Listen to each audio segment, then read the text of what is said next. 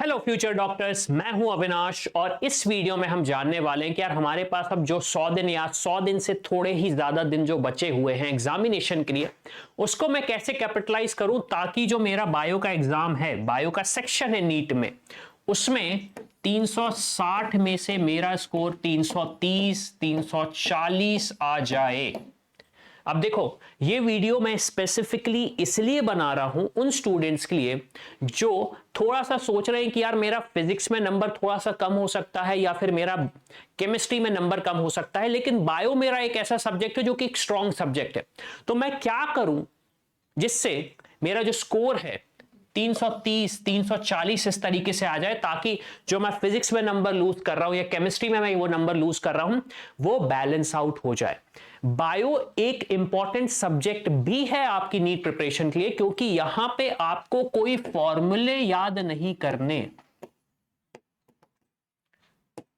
कोई formula based question नहीं है। फॉर्मूला का मतलब क्या हुआ, A square plus B square equal to 2ab, ऐसे जो फॉर्मूले होते हैं। ऑब्वियसली बात है, गलत फॉर्मूला बोला मैंने।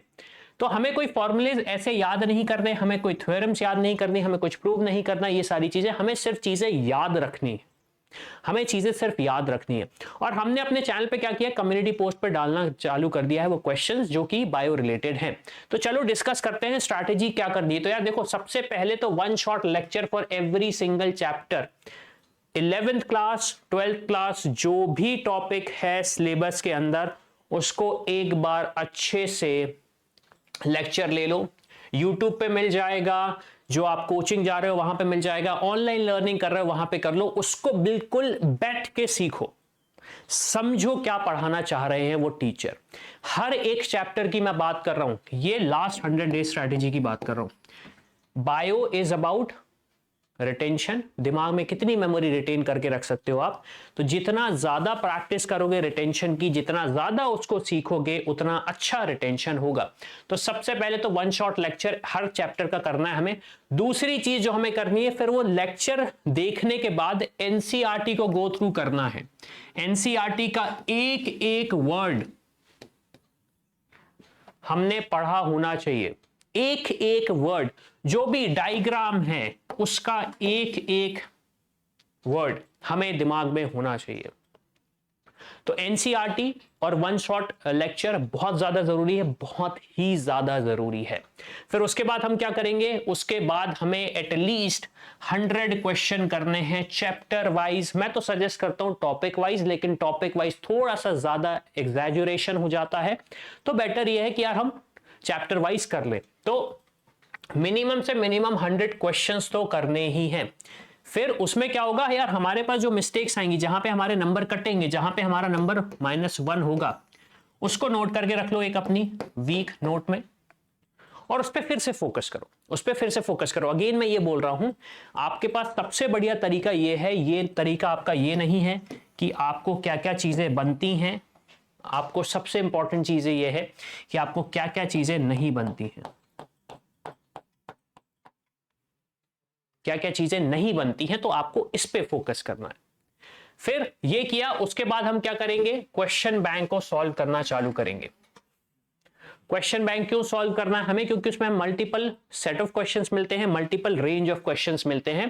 तो जैसे कि जो भी अच्छे क्वेश्चन बैंक्स हैं, आप उसको जाके देख सकते हो, उसको जाके परचेस कर सकते हो, उनको करो। करना जरूरी है हमारे लिए, करना जरूरी है हमारे लिए।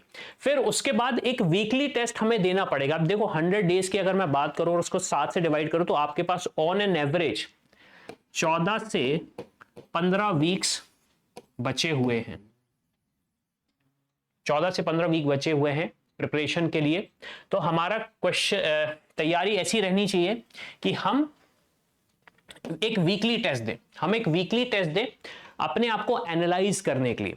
अब आप बोलोगे सर हर बार टेस्ट बोल रहा है, क्वेश्चन करना है, क्वेश्चन करना है, क्वेश्चन करना है, पहले चैप्टर वाइज, फिर वीकली, फिर ये और फिर वो।